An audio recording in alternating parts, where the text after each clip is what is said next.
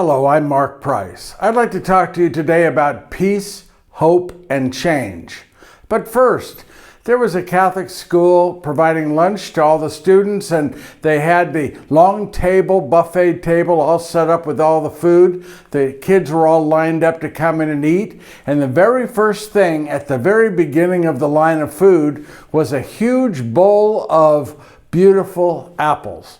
And one of the nuns made up a sign and put it above the apples, and it said, "Take only one apple, and God is watching."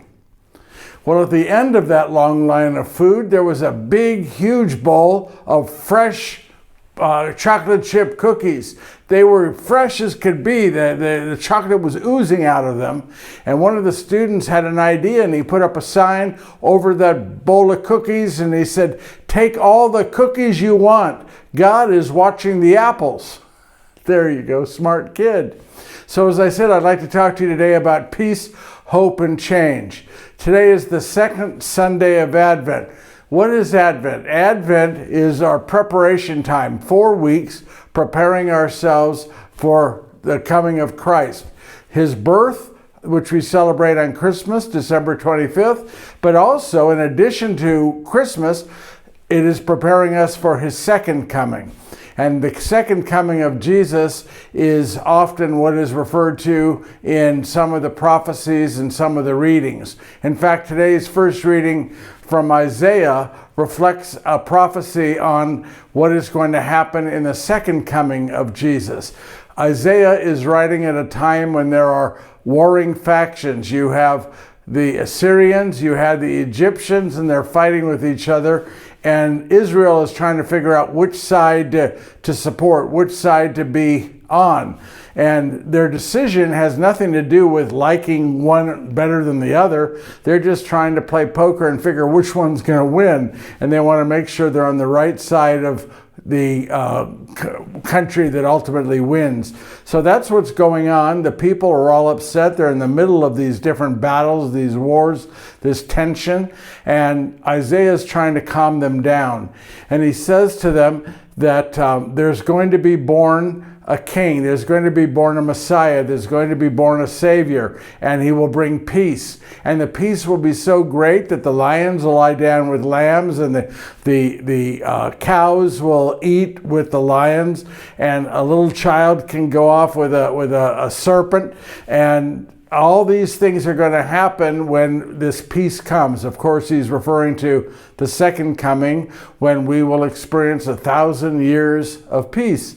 Now, a lot of churches, a lot of pastors, they try to scare people with the end times, and they try to fill pews, I think, by scaring people. In reality, for anyone who believes, there's nothing to be afraid of. The end times is Jesus coming. And after all, that's what we who believe look forward to. That's what we want to have happen. Even St. Paul, if you read his second letter to the church of Thessalonica, he's tells what's going to happen when Jesus comes back. He is figuring Jesus is going to come back while he's still alive. And there's no fear. He's looking forward to meeting this Jesus, who he met once before, of course, on that road to Damascus. So the first reading calls us to understand that with Jesus, as believers in Jesus, there will be peace. When you read about peace in the Bible, they talk generally about 3 kinds of peace: world peace, relationship peace with family and friends, and a peace that is within ourselves, an inner peace.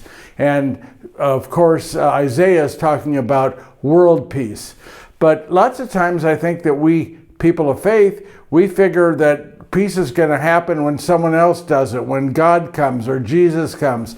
But in reality, of the 3 kinds of peace, we really can't maybe do much regarding world peace, but we certainly can play a role in relationship peace, in bringing peace about within our own families, with our friends, being proactive at trying to create peace in our family and with our friendships, our relatives, the people that we know and we meet.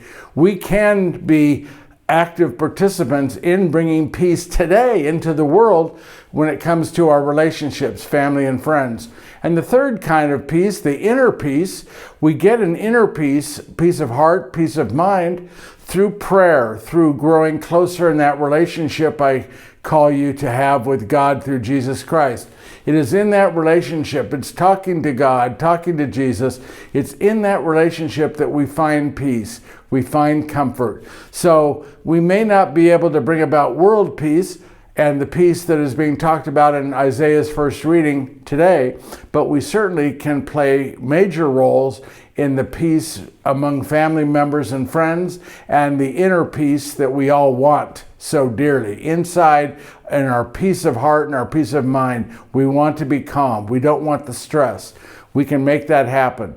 So peace is possible even today if we decide to be proactive and participants in bringing about peace. The second reading reminds us that there is hope. And St. Paul is writing to the Romans, and he is telling them that there is hope. We are encouraged to read the scriptures, to get into the scriptures, and it is the scriptures themselves that are going to bring us hope.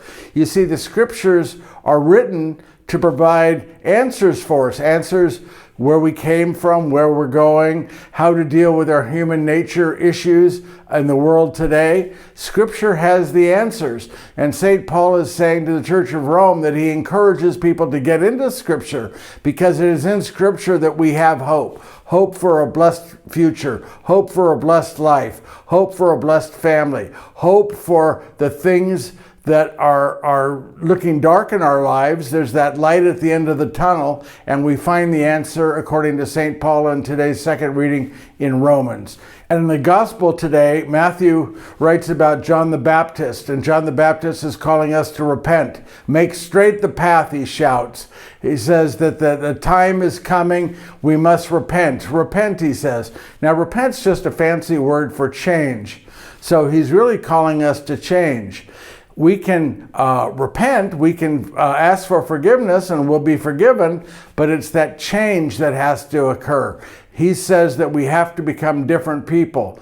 So I have a little show and tell here. I have a piece of wood and I hammered a nail in it. And I want you to envision this piece of wood as you, as your body, as your soul, as my body, as my soul.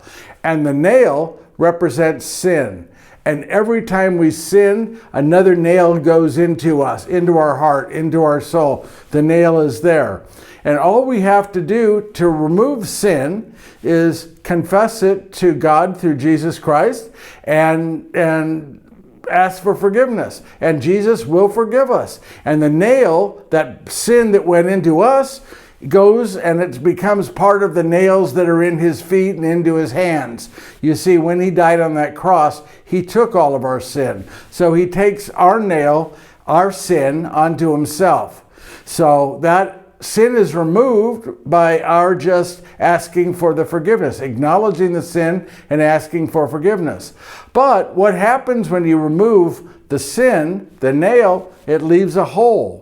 A hole is left in the wood, a hole is left in our bodies, a hole is left in our hearts, a hole of guilt, a hole of misunderstanding, of feeling bad about what we did. There's that hole, and that's why there has to be change. The only way you fill this hole that was made by the sin, even though the sin is gone, still the hole remains. The way you fill the hole is by changing, becoming different people, not doing the same thing over and over and over again, learning to change. You see, that is what John is getting at when he says we must repent. We must repent. We must ask for forgiveness, then the sin is gone, and then we must learn how to become different people, change our lives, act differently, talk differently, treat people differently. It is in the change that that hole in our heart is filled. You know, if we have sinned 1,000 times, for example, and there's 1,000 nails in this piece of wood, 1,000 nails in us, all of them can be forgiven and the nail is removed 1,000 times, but that's 1,000 holes. And if we have sinned that much, our body is weak, our heart is weak, our soul is weak from all of the holes. So we have to change to fill those holes so that we can become the strong Christians that we are called to be. There was a fellow by the name of John Newton. John Newton was an Englishman, lived a couple hundred years ago, and he was a captain of a ship, and it was a bad ship because it did bad business. It was a slave ship. It would go to Africa and pick up kidnapped people, put them in chains and put them into his ship, and he'd sail them to other countries where he would sell them to people, sell them as slaves. And this went on for quite a while. And there was part of John Newton that probably knew it was wrong, but he kept doing it for the money. He was in the slave trade. It was successful for him. Well, one day after he picked up a whole lot of slaves and they're in the belly of the ship all chained up, the storm came up, a storm like they'd never seen before. Waves were higher than ever, the wind was stronger than ever, and they were frightened. These were sailors, people who'd been on the ocean all their lives, and now they're frightened because of this storm. And John Newton starts praying to God. He says, God, please help us, save me. He says, if you save me, God, I promise you I'll become a different person. I'll stop this slave trade, and I'll become a different person. Well, you know, sure enough, he was saved. He did not go down with the ship. He was saved. And he did as he was said. He became a changed person. You know, when he was on that ship praying to God, he acknowledged his sin. He said, I have sinned. I have done this wrong. And please forgive me. He asked God for forgiveness. And he said he would change. So after he was saved, he spent the rest of his life working to change the laws of England, to change them into laws that said that slavery was bad, slavery was illegal. So he did what he promised God he would do. He was saved by God, and he changed his life as a result. And he spent the rest of his life filling that hole in his soul, filling that hole, filling where the sin was taken away by God. He still had that part of him that needed to be filled. And so he spent, as I say, the rest of his life trying to eradicate slavery, trying to get the laws passed, and he never did it again. You may not know the name John Newton, but you probably know a song he wrote. It's a song that is probably the most common popular song in all Christian churches around the world. You know the words, they go like this: Amazing grace, how sweet the sound that saved a wretch like me. I once was lost, but now I'm found, was blind, but now I see. You see, John Newton was sinning. He confessed his sin. Jesus took his sin away, and then he spent the rest of his life atoning for it. He didn't have to get rid of the sin. He had to make his soul whole, to make himself feel better about who he was.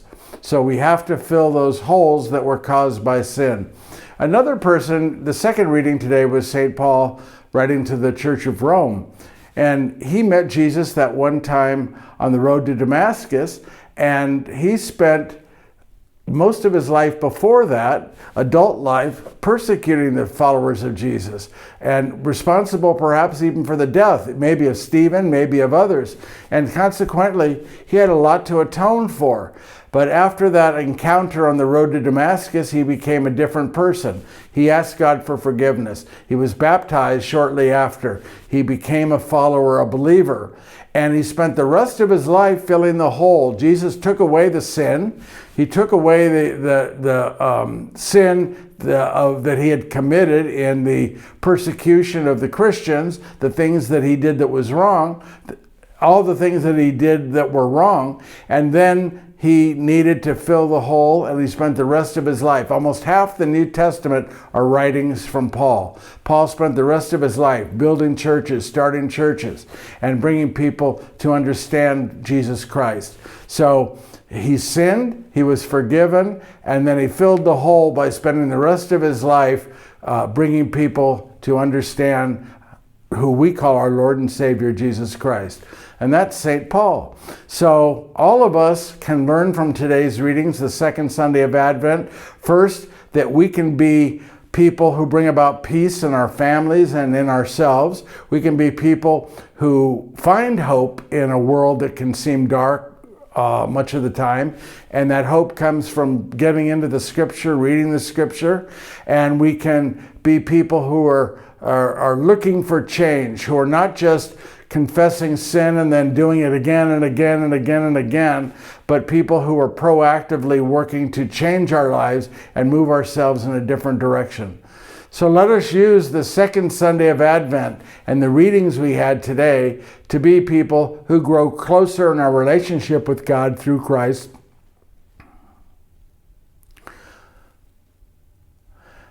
And people who are truly preparing for both the birth of Jesus on Christmas and the second coming of Jesus at a time no one knows.